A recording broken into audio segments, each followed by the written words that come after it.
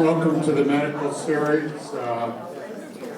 Tonight we are really fortunate to have Dr. Martin Carr with us, who is a gastroenterologist here in Fullerton, affiliated with St. Jude Medical Center, and probably one of the recognized authorities on the microbiome.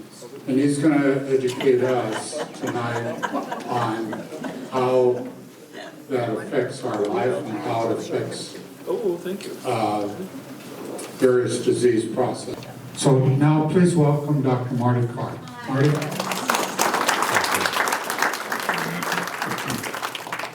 This is a picture of asparagus, right? And there's, I see grapes and stuff, but other vegetables. So before some of you arrived, we had an early group of 10 research subjects, and they helped me do a little survey, and I asked them, how many different vegetables did you eat in the past week? And we got a range of a low of about 5 up to a high of about 10. So maybe as we talk about this, you can all think, but how many different vegetables did you eat in the last week? And you'll see why when I come back to the end of the talk. You'll see why I asked you to think about that, okay? So what we're talking about this evening is the microbiome. I talked about this here a few years ago, but tonight's talk will be a little different. We've got Wi-Fi here that's going to work. So when I was in medical school, I thought that, and I was taught that the bacteria that lived in our gut were there just sort of hanging around, and they were there to take up space so that if we ate something with a invading or pathogenic bacterium, like if we were on a trip in Mexico and we used the hot sauce from the table that had some E. coli in it that we're not immune to, that the other bacteria would sort of crowd that out and we'd be okay. And that's really all we thought it was for. And then they somehow helped to make the stool, and that's about it. And I remember there was one guy at the medical center where I was doing my GI fellowship who was some kind of colon bacteria researcher. And he never had anybody do research with him. Nobody thought what he was doing was interesting at all. And I actually looked back, this is true, I actually looked back on the 1987 Columbia Presbyterian GI department picture on their website and stuff. The poor guy's not even there, okay? So he was like the orphan child. Nobody thought what he was doing was important. You know, he was studying feces. What could be interesting about that? So now, how different things are now, okay? And now there are departments of microbiome research at lots of medical schools. UC San Diego has a tremendous department devoted to microbiome. So what is microbiome? It's the bacteria that are living in us and on us. So we have a microbiome that consists of bacteria in the mouth, in the nose, in the GI tract, in the vagina of women, on the skin. It weighs about the same as our brain, about 2.5 pounds or so. And there are just a little bit more total bacterial cells in us, on us, than there are human cells. So standing here, I'm about 55% bacterial cells by number, and 45% Marty Carr. Wow. And in terms of genetic material, it turns out that only about 3 or 4% of the genes standing here are human. And 97% are bacterial genes. Genes that code for different enzymes, proteins, different compounds. So you'll see why this has become such an interesting research area, because all of that must be doing something. It's not just there, as I learned 30, 40 years ago in medical school, that the bacteria are just sort of hanging around. No, they're there for a purpose. They evolved with us. Or, if there are any people here who don't believe in evolution, then the Supreme Being put us here and squirted bacteria into us. But they have a purpose, okay? They're inside us for a reason. So about 10, 15 years ago, I had to help do a fecal microbiota transplant. That was one of my first personal contacts with microbiome science. I had a patient who had something called C. difficile colitis, Clostridium difficile colitis. Only her problem was she kept getting it again and again and again. She couldn't cure herself of it. No sooner would she finish treating it, it would come back. So I helped her to get a close relative's good stool and mix it with salt water and filter it and put it up into her colon, and it cured her. And nowadays, this so-called FMT, or fecal microbiota transplantation, is currently still the best available treatment for people with refractory C. difficile colitis. So that was one experience I had.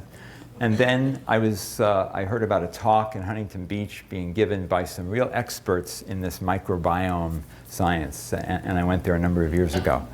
And so 30 years ago, that poor guy in that department where I was studying, I don't know what tools he had to do research on the bacteria, but now we can send a specimen of stool, and we can actually, let me see if anybody else here has this. Actually, I know at least one other person in the audience has done this. So I paid about $90 to the American Gut Project down in San Diego, and I sent a little stool specimen, okay, and it did an analysis of how I fit in. And I sort of have typical American stool, nothing too remarkable, okay? And I know there's one other person in here. So, but this is just which bacteria are there. This isn't all the genes. I could have sent them $10,000 and a little bit of stool, and I would have gotten some giant CD with all the different genes and enzymes of my bacteria, okay? So that was kind of fun to do. And then I learned about a guy named Jeff Leach, and we'll see him in just a second talking about something. But he is an anthropologist who now is a gut microbiome researcher, and he works with the Hadza, H-A-D-Z-A, the Hadza people in Tanzania, who are one of the few remaining hunter-gatherer groups. So these are humans still living the way our ancestors did for hundreds of thousands and millions of years. They don't farm. They have knives, and they have T-shirts that say Lakers on it, and they have some things like that. But they're still out hunting and killing animals. They're still getting the honey from the beehives around where they live. They move around this area in Tanzania in different parts of the year. They eat something called tubers. So Jeff Leach is there helping to collect samples of stool from these people. He's been doing this for about 6 years. He got interested in this because about 15 years ago, his daughter was born, and just when she was a baby, about 2 years old, she developed diabetes. And there wasn't a family history of diabetes on his wife's side or his side, and he started to investigate it, and he learned that diabetes is now considered an autoimmune disease. It's a disease that's become more common in modern times, and it was less common, and it's extremely rare in these Hadza people. These hunter-gatherer groups don't get diabetes. They also don't get Crohn's disease. They don't get asthma. They don't get a number of other things like rheumatoid arthritis. They don't get autoimmune diseases. They have other things to contend with. 1 out of 5 children die by the age of 5, so they've got very high infant and child mortality. But there are other diseases that they don't get that we get. So what's the difference? One of the big differences is that those hunter-gatherers have a much different plot. That plot I just showed you of my bacteria in my colon, theirs looks a lot different. They have a lot more different bacteria. They have a lot of diversity, much more diversity, and they have strains of bacteria living in their gut that have long disappeared from the gut of Westerners, of people who live the way we live, okay? So maybe that's a problem.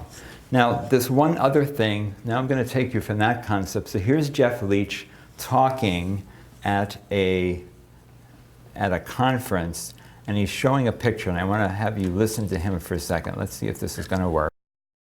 So I'm not going to do a big overview of the gut microbiome. I'm guessing that this crowd probably has either reads the newspaper, a magazine, or watches television and knows that the gut microbiome, the genes and the microbes that carry in our body, are actually the new black. They're everywhere. You can't pick up anything without reading about the gut microbiome. So we're going to skip all the what a gut microbiome is, how many trillions of cells we have in our body, and we're just going to move along to what I think might be some more interesting stuff. So this is an interesting photograph. This was taken by Justin Sonnenberg lab at Stanford University. And basically what these little guys here are, these are microbes, and they've all been colored.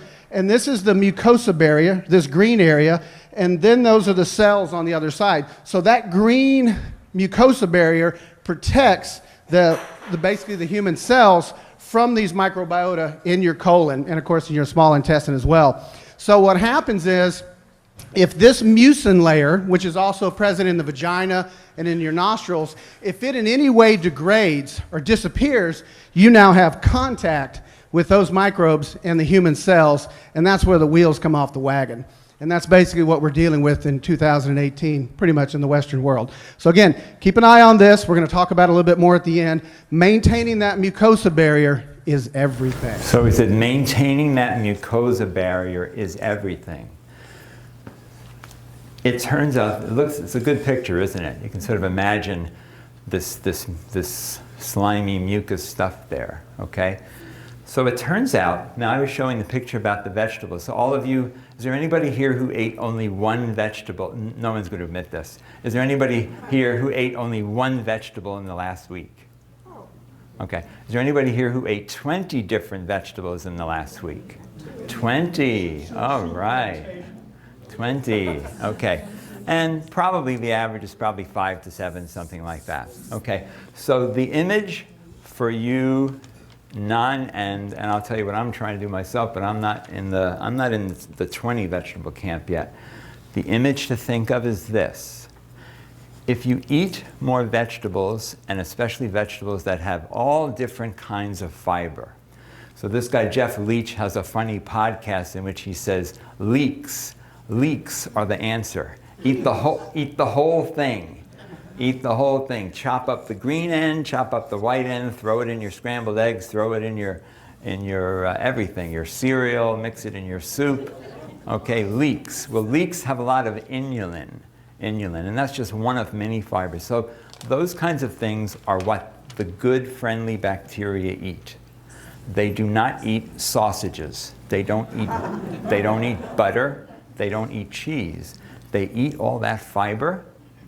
What happens to those good, friendly bacteria, and we'll learn a little more science that's been figured out about what those bacteria do and how they might factor into whether or not you get Alzheimer's disease or whether or not you get Parkinson's disease.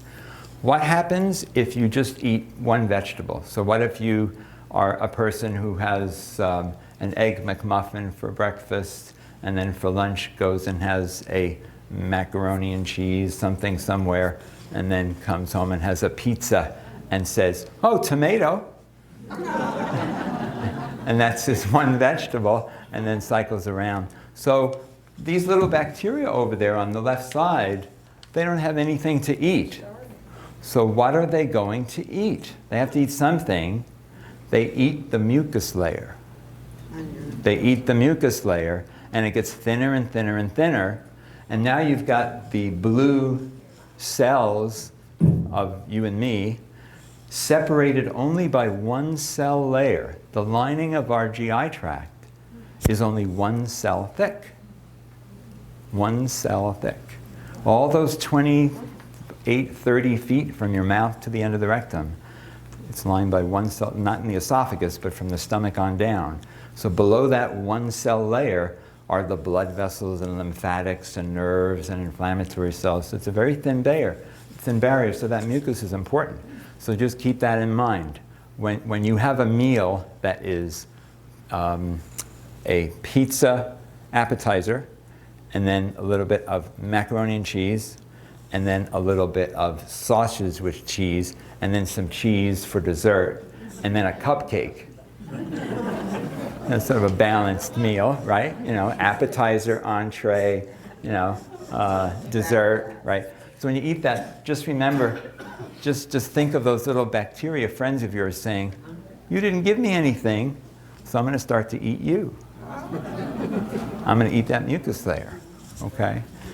So the way I want to handle the rest of this talk is I'm using what I would think of, we used to have something called Journal Club. Back when I was in medical training, still learning, Journal Club meant that either once every 2 weeks, once a month, we'd have to each bring an article. And if we were in training, we'd have to learn about the article and then try to teach the other people in the group about the article. So I purposely did not make this a talk where you're going to see slides and then down at the left lower corner, it'll say Sonnenberg Science 2013. I'd rather show you a little bit, see where this is coming from. This is just a sampling of recent articles. There's tons and tons of literature. The literature about this microbiome topic is just exploding. Every year, another tenfold number of articles. So this is an article from the group in Cork, Ireland. There's a very good group of microbiome researchers over in Cork, Ireland. Their particular interest happens to be, they're interested in how the microbiome affects psychiatry, how the microbiome affects our mood, and looking at it in humans, looking at it in mice, okay? So this is kind of a review article where they're talking about, you know, how the science that we're learning about might help us to. So here's a picture on the bottom. That's supposed to be a colon with some bacteria floating around in it. And what are the different things that can affect the bacteria?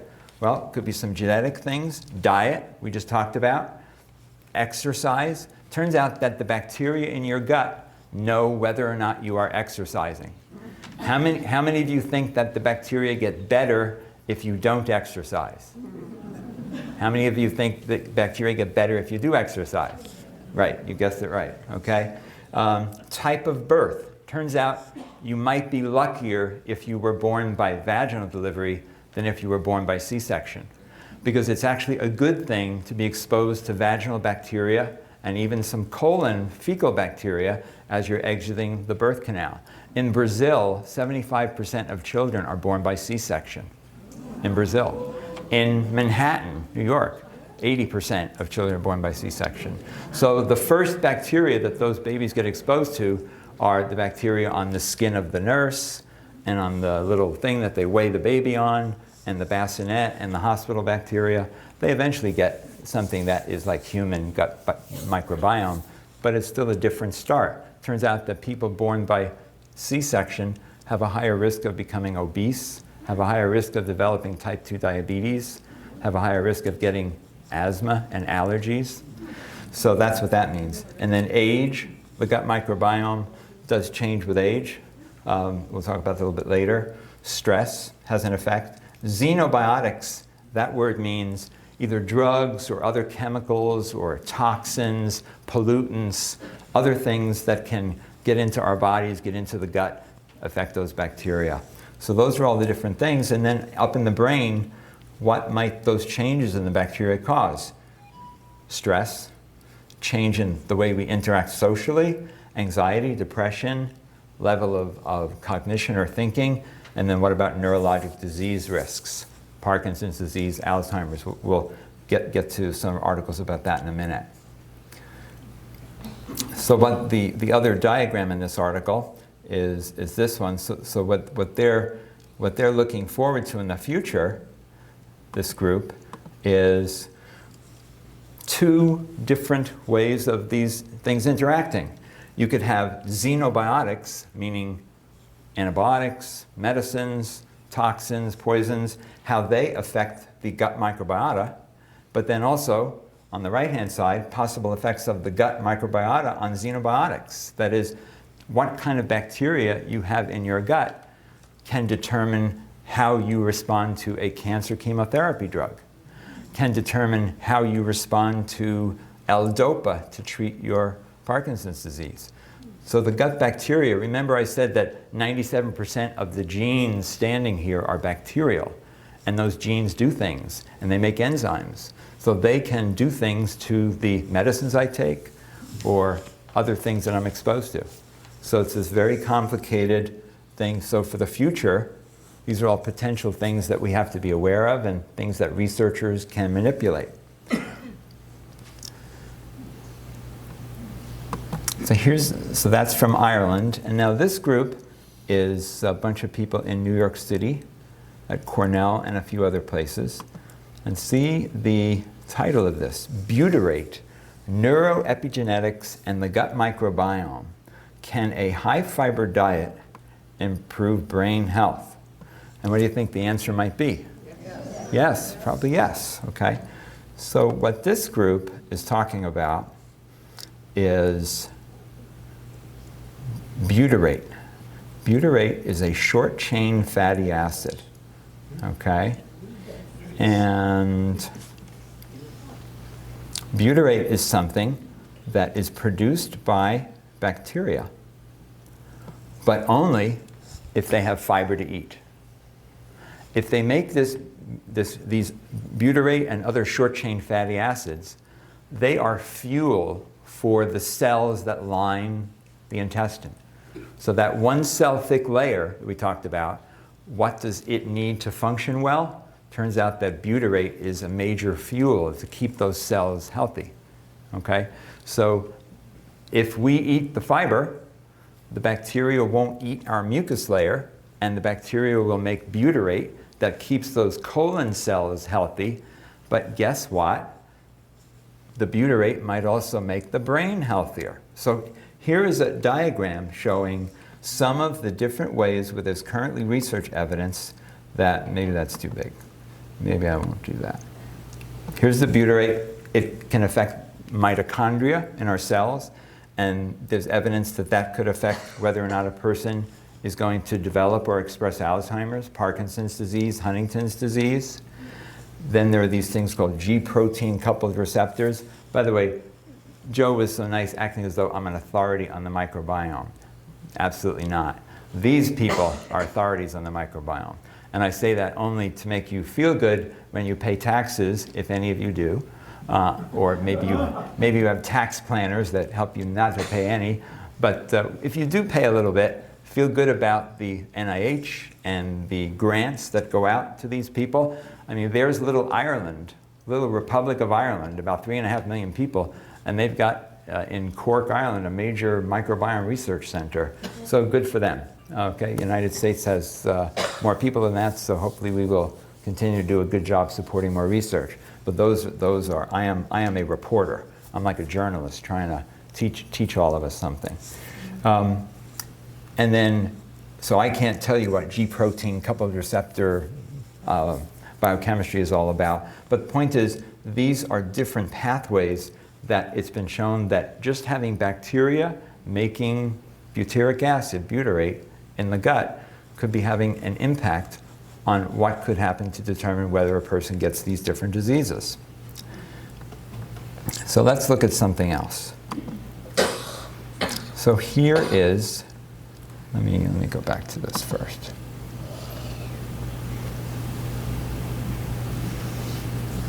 Yeah, okay, we'll talk about these guys next. Okay, so now here are some people from Caltech. Caltech is right nearby here. Good place, lots of smart people. So here is looking at a model of Parkinson's disease. Parkinson's disease, you've all heard about beta amyloid in Alzheimer's, right? That accumulates in the brain. Well, there's this other chemical that is developing. It's called alpha-synuclein. So alpha-synuclein is a protein that ends up being part of what the change is in the brain of people with Parkinson's disease. Guess where the alpha-synuclein develops first? Answer, in the enteric nervous system. So in our gut is the second largest collection of neurons, of brain-type cells. So some people call this the second brain, okay? And the people who do research in this, they like to point out that for thousands of years, all languages have expressions like my gut instinct, my gut feeling, my gut tells me, I can feel it in my gut, right? Well, there's another brain there, okay? It's the enteric nervous system, billions of neurons up and down the GI tract. Well, it turns out that people with Parkinson's disease start to show this alpha-synuclein collecting in those cells. actually in the tissue around those cells quite a long time before it's seen up in the brain. So there's evidence here that Parkinson's disease may actually be something that's developing partly from having not the luckiest gut microbiome, plus some other things. Does anybody know what occupation has the highest incidence of Parkinson's disease? The answer is welders. Welders. There they are, melting metal, breathing in all of these things. So they actually have the highest incidence of Parkinson's disease. So it's thought that Parkinson's disease might be some kind of toxin exposure and not having the luckiest kind of microbiome, and then leading to these changes. Okay, so now what these researchers talk about in this paper. We just talked about the alpha-synuclein. Depletion of gut bacteria reduces microglia activation. So this is some research where they take mice that have a model for Parkinson's disease, and they give antibiotics to sort of inactivate the gut bacteria, and then they show that makes less of this Parkinson's disease change take place. Does that mean that we're supposed to take antibiotics and kill all our bacteria when we're 20? No, it's just showing that there's a balance. So in these mice models, there are bacteria that are promoting inflammation. If you get rid of some of those, it helps this Parkinson's change not to take place. But in real life, it's the balance of the good and the bad. So what else can bacteria do? Talk about short SCFAs there. That's the short-chain fatty acids, the butyrate. But what's weird is that in some circumstances, the butyrate can be activating things that promote disease. So it's not always good. Depends what the bacteria are. The stories start to get a little bit complicated. It's not just a simple one-way story for everything. And then finally, human gut microbiota from Parkinson's disease patients. If you take bacteria from the gut of Parkinson's disease humans and put it into germ-free mice, these are mice that are born without any bacteria on them or in them. So the researcher can decide what bacteria the mice have on their skin, in their gut. So if you take Parkinson's disease gut bacteria from humans, put it into mice, the mice get something that looks like Parkinson's disease after a little while. Okay? So kind of a spooky thing. Okay? So what next? So here are some folks. These are some folks from the Netherlands. And their topic is the gut-brain axis in Parkinson's disease, possibilities for food-based therapies. That food could actually be medicine. Okay? Again, from our awareness of things overall and what the way I've biased you, the food is probably not going to be cheesecake with a topping of ice cream and a cheeseburger, right? Probably not. So here is, let me blow this up a bit. I want to read a little part of this. Dietary components might influence the gut-brain axis by altering microbiota composition or by affecting neuronal functioning in both the enteric nervous system and the central nervous system. So this is going through evidence about the fact that Parkinson's disease arises in the gut, but perhaps that also means that there's some salvation possible by making some changes that would affect that would positively affect how the gut handles things. And they go through all the things we just talked about the toxins. They look at which types of bacteria are beneficial and which are not. This is a diagram showing their theory here, which is down in the lower right.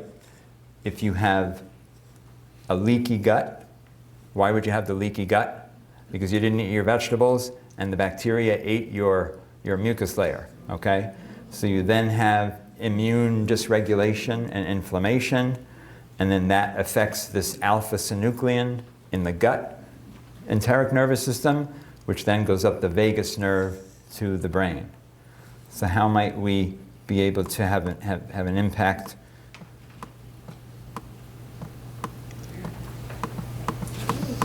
So here's their possible solution. They give a lot of evidence from a bunch of different research that if you give phospholipid precursors, guess what phospholipid precursors are?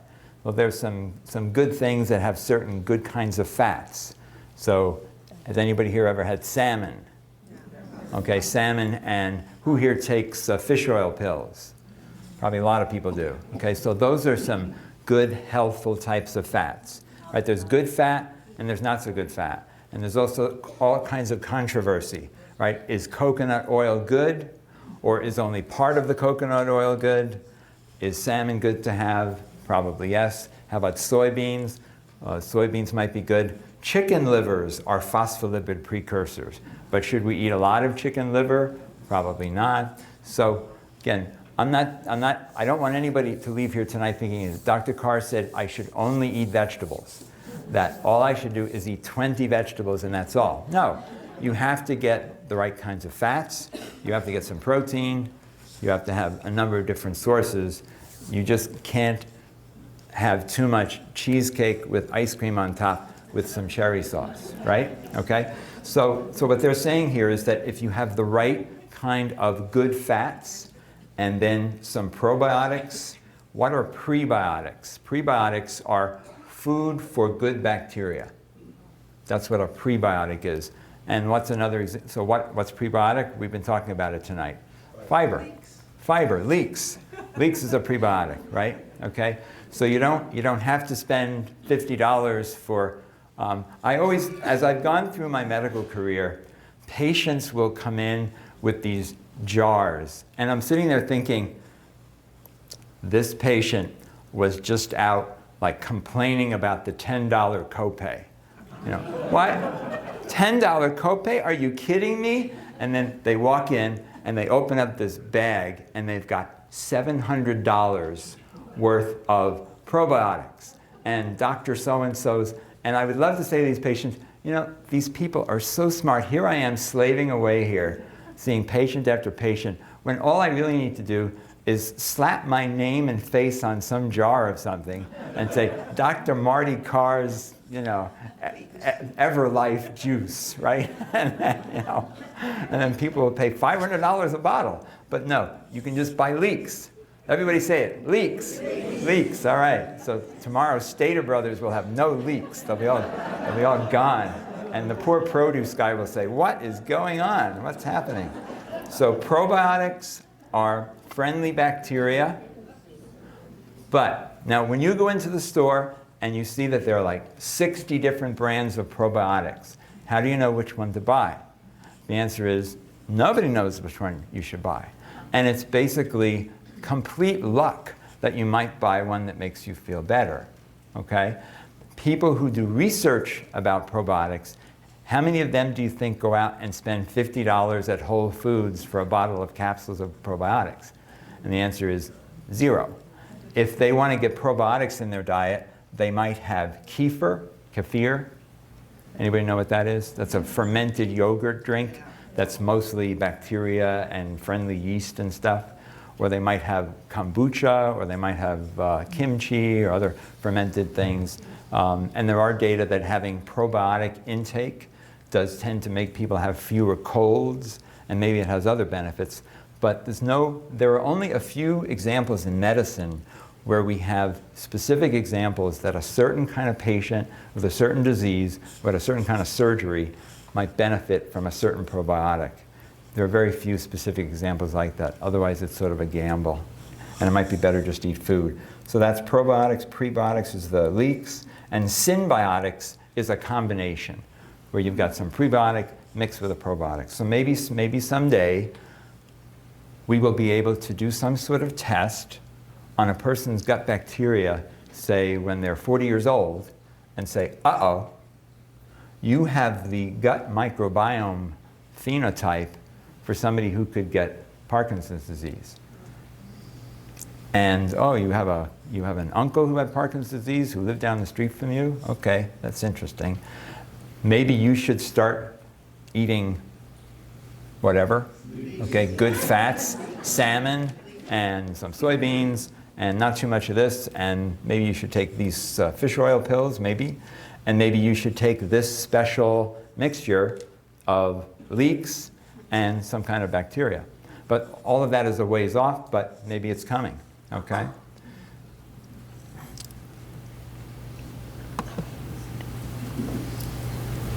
So here's another research group. This is from University of Massachusetts at Worcester. Worcester, Massachusetts has a couple of good institutions. It's got UMass Medical School. It's also where WPI, Worcester Polytechnic Institute, is located. It's a pretty high-powered town in Massachusetts there. So here's a group who did something very interesting.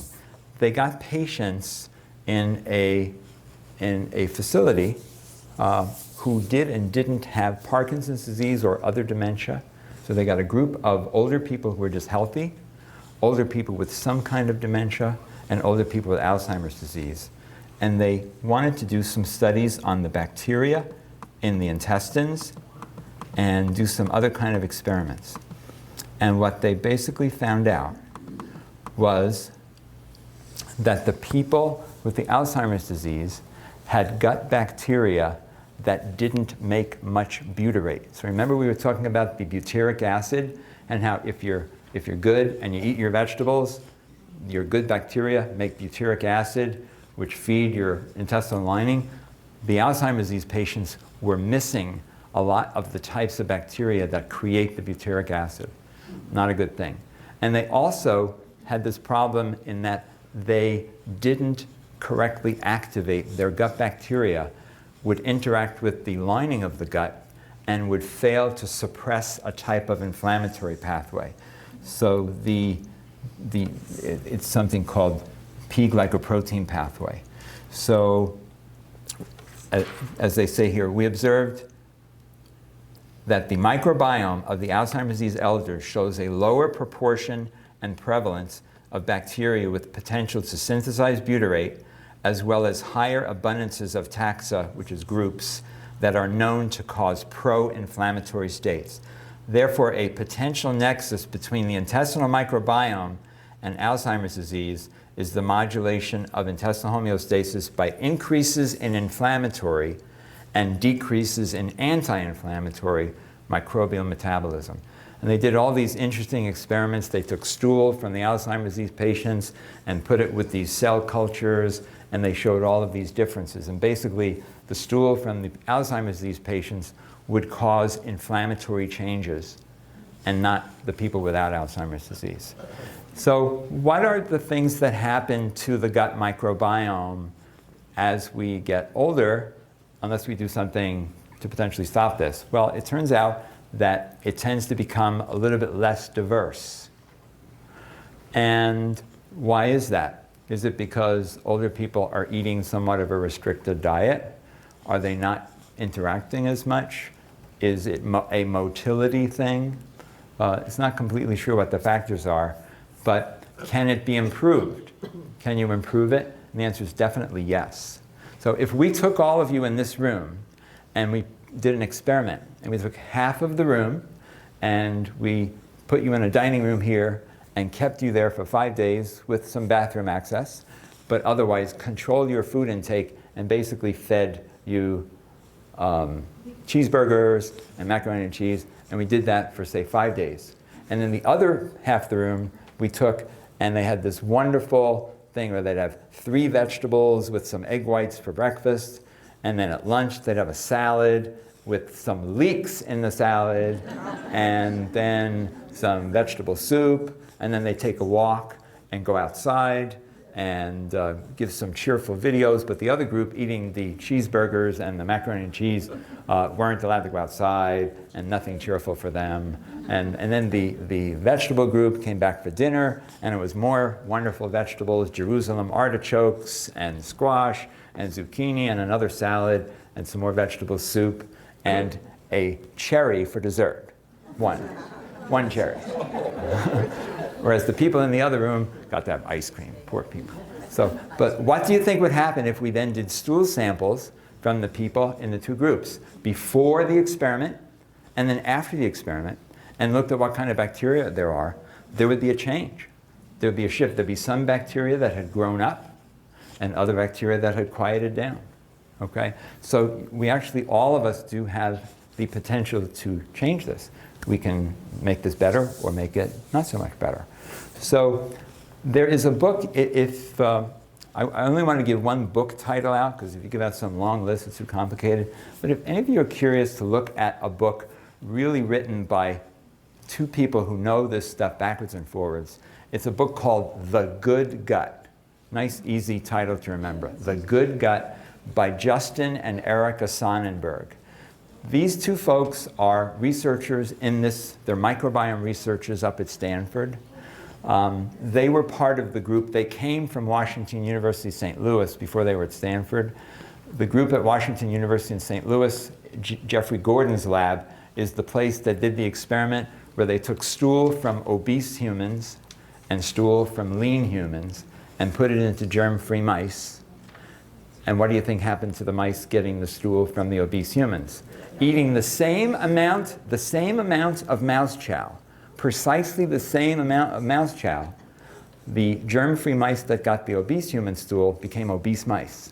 Eating the same amount of mouse chow as the mice that got the lean human stool, who were thin and lean, and they ate the same amount of food. That is, the gut microbiome of the obese humans was harvesting more calories out of the food for the mice than the microbiome of the thin ones. So that's a famous lab that published that back in 2013 in Science. So Erica and Justin Sonnenberg came from that lab, went to Stanford, and they're doing all kinds of research. So they had some kids about 10 years ago. So what were they going to feed these kids? And in this book, The Good Gut, they write about the fact that at first they were thinking, we're all busy at the lab. Let's stop and pick up some chicken nuggets and and then they realized, wait a second, what are we doing? How could we give our kids Go-Gurt, which is like sugar with a little bit of yogurt in a plastic tube, and some chicken nuggets? How can we do this? We are researchers who know that this is terrible. So somehow the two of them managed to start buying all organic beans and wheat berries, and they went on this plant-based diet with a little bit of grass-fed beef, not fed antibiotics or hormones that cost $30 a pound. But every weekend they would spend cooking beans from scratch, making their own wheat, and getting these oats from this organic farm. And they said it was really hard because they were busy people raising little kids, trying to run this lab at Stanford. But they had all these mason jars, and they had to set up their whole house to live without any chemicals from the outside world in their food. Not the easiest thing in the world to do, but their book gives recipes, tells how they bought the stuff, how they figured things out. And so they're doing for their kids what they know is the right thing to do, and they're doing it for themselves. And so you read this book and you think, this is hard to do. This is not the easiest thing in the world to do. A little commercial about emulsifiers. Does anybody know what emulsifiers are? Emulsifiers are things in processed foods that make stuff nice and smooth and creamy, and also keep stuff from going bad.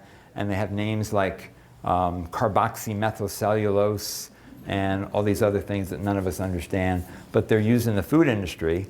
And what happens when you give emulsifier to the diet of a mouse in the lab, to that nice mucus layer that we saw in that picture at the beginning of the talk? The emulsifier sort of dissolves the mucus layer. Uh-oh. So going back to the diseases of the modern world, the autoimmune diseases, diabetes, asthma, Crohn's disease. So over the last 100 years or so, we have this industry, and we walk into Stater Brothers, and the produce part of the store is that one part of the store. And if you think about it, the rest of the store is things in packages, right? And in order for it to stay fresh in packages, there's this whole science of chemicals to keep the food okay. And so far, in all the reading that I've done, I have yet to find that, guess what? Such and such preservative, makes people live longer, right? Or makes them smarter or something. So far I haven't read anything like that. So it's interesting that there are people saying, well, okay, you give the emulsifiers to the mice and they get colitis. This actually damages them severely, but it doesn't do that to humans. Humans don't get colitis from it. But what about all these other more subtle things, okay? That first talk that I showed the slides from, all those chemicals floating around. It's not easy to measure those effects. So while there's a lot that we don't understand yet, I think we probably should all be listening to Erica and Justin Sonnenberg and their book, The Good Gut, rather than listening to the Nestle Food Corporation or the Kraft Food Corporation. Recently, I saw something very interesting. I was at a doctor's office and I picked up a magazine called Eating Well. And in this magazine, Eating Well, I opened the thing. It was an advertisement for pizza, like a frozen pizza. And I looked at it. I thought, what's new about frozen pizza? So I looked at it more carefully. It was frozen pizza in which the dough was 80% cauliflower. So, okay, I give them a little credit. They're trying to, put some cauliflower instead of all wheat and so forth. But then if you look at the ingredients, it's got all this other stuff in it, right? So I would not like to be in the food industry right now. I wouldn't want to be there, because all of the chemicals and processing that they have to do to make us have this convenient wrapped up stuff, probably not all of it is good for us, okay? So let me see, it's 7:56. I think I have to be shutting down here. I wanted to show you one other thing. You all know who Michael Pollan is? Okay. Where did my little? No. Here we go. So this is from a New York Times Magazine article from about 5-6 years ago already, 2013, by Michael Pollan. And it's a very good article. And in this article, he goes and visits all of the people who were and still are the top people in this field. Rob Knight, who is now at UC San Diego running the big Microbiome Institute there. This guy Jeff Leach he talks to Erica and Justin Sonnenberg. So here's a part of the article, and here's Justin Sonnenberg, the researcher from Stanford, who's the one who's trying to feed his kids all the good food, talking. And he says, fiber is not a single nutrient, which is why fiber supplements are no magic bullet. There are hundreds of different polysaccharides, complex carbohydrates. So a polysaccharide is a complex carbohydrate in plants, and different microbes like to chomp on different ones. To boost fiber, the food industry added lots of a polysaccharide called inulin to hundreds of products, but that's just one kind, often derived from the chicory plant root, and so may only favor a limited number of microbes. I was hearing instead an argument for a variety of whole grains and a diverse diet of plants and vegetables as well as fruits. The safest way to increase your microbial biodiversity is to eat a variety of polysaccharides. So in other words, it's not enough just to buy Metamucil and take that and say, I'm getting all my fiber. So you can't really cheat. So there was somebody here in that group of 10 people who said that she had eaten 20 different vegetables in the last week. Let's give her applause. She knows who she is? Okay, that's good. That's what we should all be trying to do. That guy, Jeff Leach, who was in that little video clip I showed at the beginning, that's his minimum. He tries to eat 30 different vegetables, including leeks, more leeks, okay? So back to this thing, Michael Pollan said his comment, so Justin Sonnenberg's comment, chimed with something a gastroenterologist at the University of Pittsburgh told me. I can make this a little bigger maybe. The big problem with the Western diet, Stephen O'Keefe said, is that it doesn't feed the gut, only the upper GI tract. All the food has been processed to be readily absorbed, leaving nothing for the lower GI. But it turns out that one of the keys to health is fermentation in the large intestine. And the key to feeding the fermentation in the large intestine is giving it lots of plants with their various types of fiber, including resistant starch found in bananas, oats, beans, soluble fiber in onions, other root vegetables, nuts, and insoluble fiber in whole grains, especially bran and avocados. With our diet of swiftly absorbed sugars and fats, we're eating for one and depriving the trillion of the food they like best: complex carbohydrates and fermentable plant fibers. The byproduct of fermentation is the short-chain fatty acids, that was that butyrate, butyric acid that we were talking about, that nourish the gut barrier and help prevent inflammation. And there are studies suggesting that simply adding plants to a fast food diet will mitigate its inflammatory effect. So he goes on and going down here, the less a food is processed, the more of it that gets safely through the GI tract and into the eager clutches of the microbiota. Al dente pasta, for example, feeds the bugs better than soft pasta. Steel-cut oats better than rolled. Raw or lightly cooked vegetables offer the bugs more to chomp on than overcooked. So it says all calories are not created equal. The structure of food and how it's prepared may matter as much as its nutrient composition. So this is one of these sort of like global warming type things. You know, how do we turn the world around and somehow provide a diet of 30 fresh vegetables without any emulsifiers or other things in it for people to be able to afford? You know, the things that have been pointed out is how, if you're living on a limited income, is it easy to buy 30 different vegetables at the supermarket and salmon and some fresh soybeans and cook your own beans at home? That's not so easy to do, right? So when we were all farmers, we could do it. The hunter-gatherers, they sort of have a built-in thing. As the seasons change in Tanzania, they eat different things. They hunt and get animals during the dry season. During the wet season, they're getting all of these tubers that are growing in the ground and these berries that fall from the tree. So just as they walk around, they've sort of got a perfect paradise of food for their gut. Be a little more complicated for us. But what I hope I've shown you tonight is that when your mother told you, eat your vegetables, she was a genius, right? She was telling you the right thing to do, and it's what we should all be trying to do. And at the same time, we should be trying to support all these researchers who are finding out these amazing things that might actually, in the future, lead us to be able to help prevent Parkinson's disease, prevent Alzheimer's disease by some of these dietary and other interventions earlier in life. So very interesting stuff. So again, when you pay your taxes to the IRS, think of these wonderful researchers that we are supporting.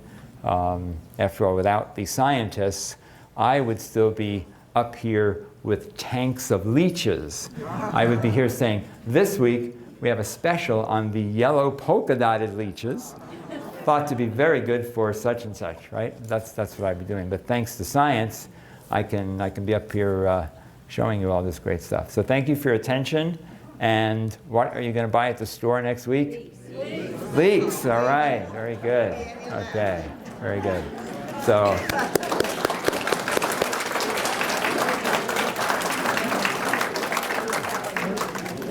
Is the book available on Amazon? The question was, is that book, The Good Gut, available on Amazon? The answer is yes, it is.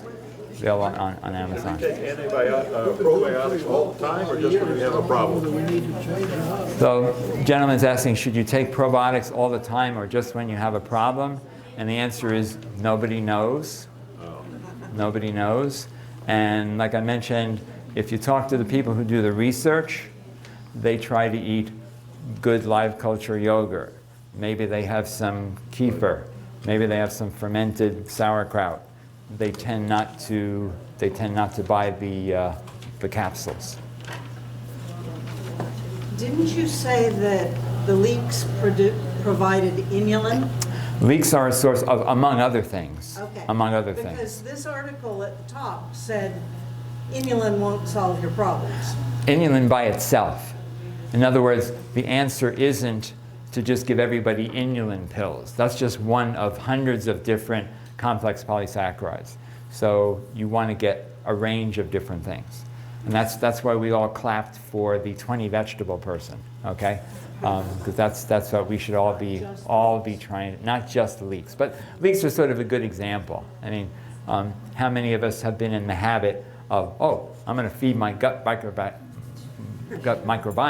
I'm going to go buy that clump of leeks and chop it up and throw it and everything. But that's what Erica and Justin Sonnenberg, that's how they learned to think. We have to feed our gut microbiome. It can't just be what I want to eat. You know, so if I want to eat just the Pop-Tart and the ham and cheese sandwich and the pizza, okay, but those bacteria in there won't have anything to eat. And then they're going to eat that mucus layer, and maybe that's not a good thing. That's a lot of vegetable feed. That's a lot of vegetables, yeah. What do you think about olive oil and tofu? The question is, what do I think about olive oil and tofu? As I have gone through my years of medical practice, I'm more and more impressed with dietitians, how much dietitians know and how much there is to know. Is olive oil better than canola oil, better than palm oil? Palm oil. Palm oil is really evil, right? So, oils are not created equal, right? So the Mediterranean diet, which contains olive oil as one of the fat sources, has been associated with a lot of good health outcomes, but that's also because the Mediterranean diet has lots of vegetables. It has a little bit of wine, has fish, a little bit of meat, maybe a little bit of yogurt, lots of nuts. So the olive oil is okay as part of that and fit together with other things. Tofu, soy has some good things in it, but a dietitian could, I'm sure, stand here for an hour and just extemporize about pros and cons of soy and the plant estrogens, and can people eat too much soy and get too much estrogen type compounds in the soy and all this other stuff. So it's never a simple answer. With regards to that mucoid layer being eaten or eroded away, what's the speed of that? So the question was that mucus layer being eaten or eroded or taken away. Well, first of all, this is one of these things that it's not easy to have like a webcam, right? So this is one of these things that there's some knowledge about it, and it's right inside all of us. But I wonder, are there any data? What's the average micron thickness of the mucus layer inside the gut of an American compared to a Hadza hunter-gatherer, for example? Does anybody have that? Because it's the kind of thing where how are you going to measure it? You go in, if you do a colonoscopy, you just gave them 2 gallons of stuff to wash everything through, and then you go in and take a biopsy. That's probably not a good way to check it. And then, so this is an example of something that's so ubiquitous, and it would sound like it's kind of easy to measure, could be extremely hard to measure, right? Yeah. So I haven't read enough to know what there is about that. I've thought about the same thing. It's kind of a fascinating question. So they certainly, there's no question you can look at it in mice who are sacrificed at different stages, and they do different things, so they've got good ideas about it there. But I don't know if that's a great question. I don't really know the answer. Because you wonder, like, is one wrong kind of meal do you in, or is this something that would happen over a period of weeks? Yeah, the question is, could one bad meal do you in, or is it a longer range question? I doubt it's one bad meal. And another question would be, what about does it make a difference how old the person is? In a young child compared to an adolescent compared to an adult? Is that where some of the difference is? So I don't know. Very fascinating stuff. And again, the researchers need a lot of help and support to answer these questions. When you talk about 30 vegetables, you mean 30 servings, or are you talking about 30 different vegetables? I was talking about, I was just throwing that out. The question is, do you mean 30 servings of vegetables or 30 different vegetables? I mean, how many different, that question can be answered in lots of different ways. I mean, there are people who think that we should have 2 small servings of vegetables with breakfast, 3 servings of vegetables at lunch, and 5 different vegetables, little servings at dinner, and then whatever room you have left, have a little piece of salmon, and you're allowed to have a little bit of quinoa or squash, and then you can have a peach for dessert, right? So that's different than how most of us eat, right? So that's, it's a different concept. And there's a, if you're interested in another book that talks about diet and recipes, there's a book called The Microbiome Solution. The Microbiome Solution by a GI doctor in Washington named Robin Chutkan, Chutkan.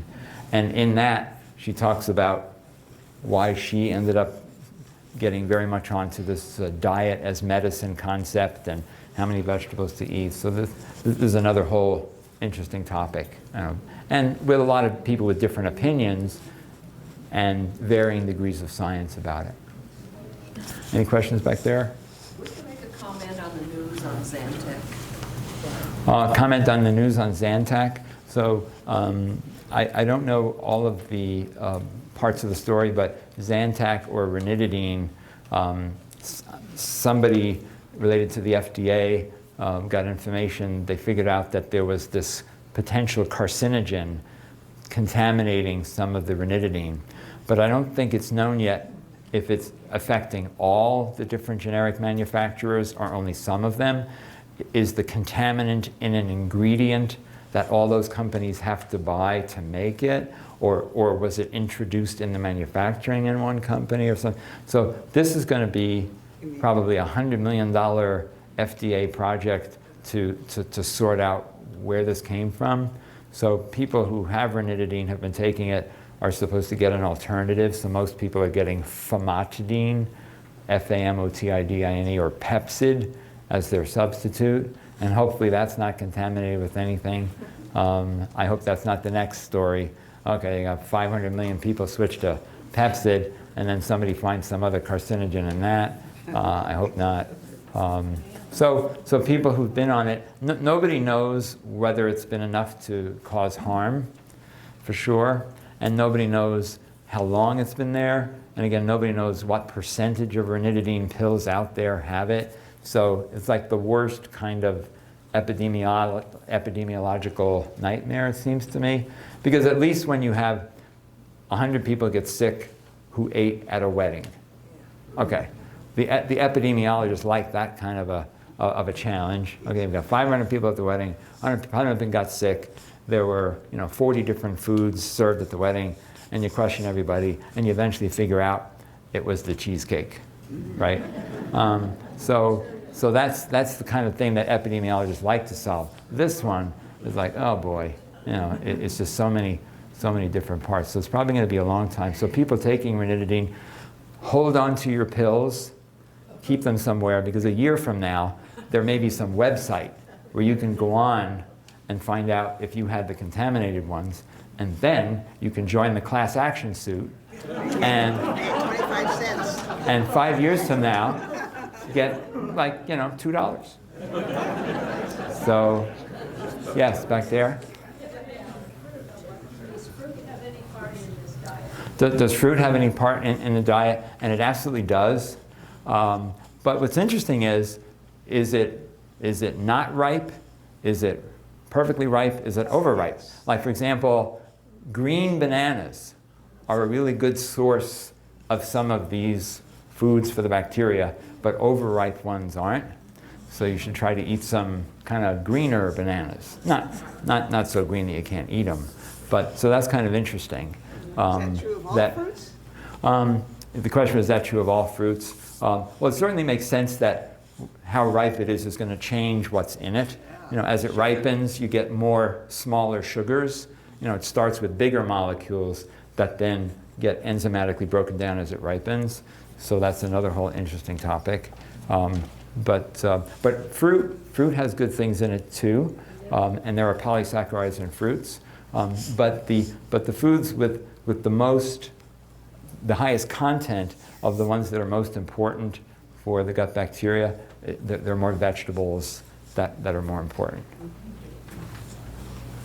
Are you familiar with Dr. Stephen Gundry, who's doing work in this similar area for health of the gut?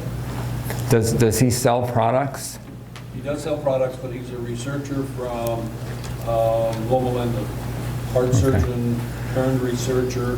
Yes, he has published 2 books, but he's talking about the gut in very similar ways as you were, and I was wondering if he's Sure. part of the outsiders or the insiders. I don't know. Yeah, I'm actually not that familiar. I've heard that name. I know his name is on some products, but I'm not actually familiar with them. I think that was the name on one of these $700 bags of supplements that somebody brought in to show me. So I probably said to the patient, "That guy's smarter than I am. He's got his name on these bottles. I don't." But let me follow up with a secondary question. If our gut biome is correct, can we get rid of the diseases or the frailties that we have? So the question was, if we have the perfect gut microbiome, could we get rid of some of these diseases? So I guess part of the answer would be, in an ideal situation, if everybody started out early in life with a good vaginal delivery, healthy mother, not exposed to antibiotics too much, I mean, that'd be another whole really scary science fiction kind of topic of the impact of antibiotics on the world. I mean, it's really very scary. So there are lots of parts to the answer to that, and then you've still got genetics, right? So you could still have other genetic predispositions, and maybe even if you had the best microbiome in the world, if you were a welder, you might still get Parkinson's disease if you had the toxic exposure, right? But the concept is that at least the part of it that's determined by this, that theoretically there is intervention very early in life, or as these researchers are saying, maybe you could intervene 10 years before the development of the clinical disease if you had a marker that told you, hey, this person needs those phospholipid precursors, that is, they need all the healthy fatty acids and a lot of it, and they also need a whole ton of this special probiotic mixture every day to try to fight that alpha synuclein collecting in their gut enteric nervous system so that they won't get Parkinson's disease. So that's what some of these researchers are trying to understand, because we can't turn the clock back, right? We can't get rid of antibiotics. We can't put a tremendously increased diversity of microbiome into all people. We can't do that. But we can still do something. So that's what the researchers are trying to figure out. What would be the most important something? Obviously, a foundation of it is we really should eat more vegetables, right? So that's sort of a simple part of it. But all these other parts, there's 1,000 variables. Yep. Sir, Are we all done? All done, Joe? One more question? One more question. Go ahead, sir. The use of insecticides, pesticides, weed killers, those types of things that are used during the growth process of vegetables, and then we eat that. What's the effect, has there been some studies on Right. the effects on bacteria and what's happening to those linings down there? Right. And the question was, what about the exposure to insecticides and herbicides and so forth in agriculture, getting on the vegetables that we eat, and then what's the impact on the gut microbiome?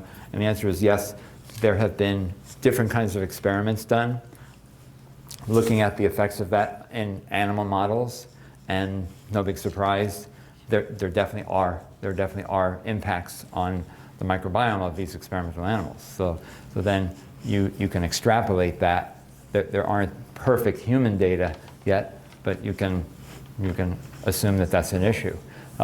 These people like the Sonnenbergs, who wrote the book The Good Gut, they're trying to buy organic, right? Organic meaning supposedly not as much exposure to these chemicals, not as much exposure to antibiotics. So I guess I should have said we should all be going out and buying organic leeks, right? Okay, that's even harder. But that's another. So it's sort of the glass is half empty, or the glass is half full. So we can be optimistic about eating the vegetables, and then this gentleman reminds us that there are insecticides and weed killers and herbicides on our vegetables. So that's a problem too, I guess. And can you completely wash the vegetables and get rid of everything? No. And what about genetically modified corn? Is genetically modified corn a good thing to eat? Maybe it's not. Sweden banned all of the use of genetically modified different plants in agriculture quite a long time ago. The United States tends to be, we aren't policing that very much. The Europeans don't like the genetically modified stuff so much. And that book, The Microbiome Solution, that I mentioned by Robin Chutkin, has this scary story of, and you thought the corn was okay to eat. Just this amazing sequence of a problem that could develop for certain people because of genetically modified corn. So there are lots of scary science fiction type stories in all of this. Oh, thank you. Okay. Thank you very much. Sure. Could I ask one other thing, Marty, having to do with one thing that has interested me for the last few years, has to do with shared decision making. So when we go to our doctor and the doctor says you need to be on antibiotics, what should our response be, and in terms of the shared decision making, the benefits and risks of doing that? Antibiotics is a very good example where this could be very important. There has been, how many of you in this room think that if you have an ear infection, you need to have antibiotics to treat it? So this is a pretty, okay, one person. I mean, there are going to be exceptions, but the correct answer is, over 95% of ear infections are viral, and there's no change in outcome if you take antibiotics. So the shared decision making would be where you say, well, doctor, you want me to take an antibiotic? Do we have a culture result that shows that it's really essential for me to take this antibiotic?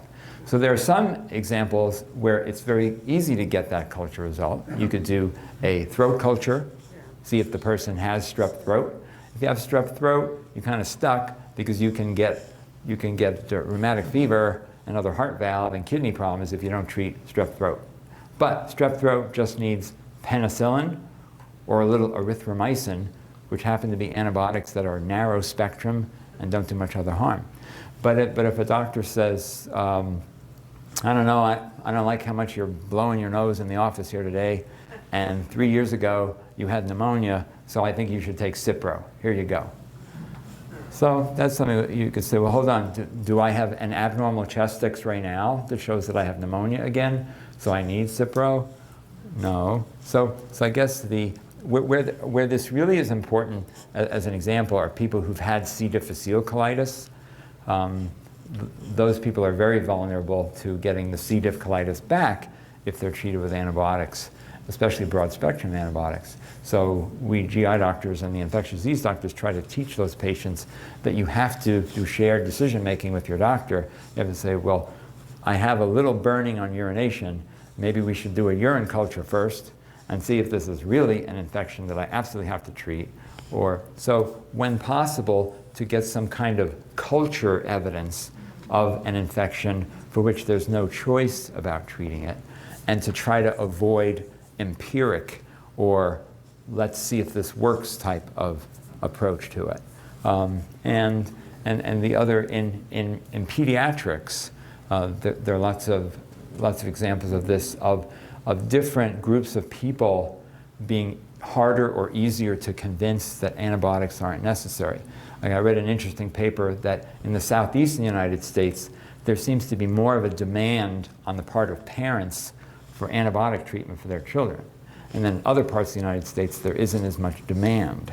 So that puts the physician can feel under pressure to treat empirically because of a demanding patient, and a patient might be quickly dismissed with an antibiotic because the physician feels that that's an easier path to take to treat the person than to actually figure out if it's necessary. So it's an important topic, but it means more communication, and communication takes time, and a patient-physician encounters are kind of short in lots of situations, and so sometimes out of convenience, something might be treated with an antibiotic when with a little more time and interaction and communication might be seen not to be necessary. So I guess so when in doubt, you should ask, are we certain that an antibiotic is essential? And let the physician make a case for it. Is there any test that could be done to make it clearer whether the antibiotic is needed? I don't mind doing that. I don't mind going to the lab. I don't mind doing something. So that's, patients should definitely feel comfortable about discussing it. Yeah, that subject, I think, comes up with almost any ailment that we go to the doctor to talk about, because there are risks and benefits with every test or with every treatment that is given.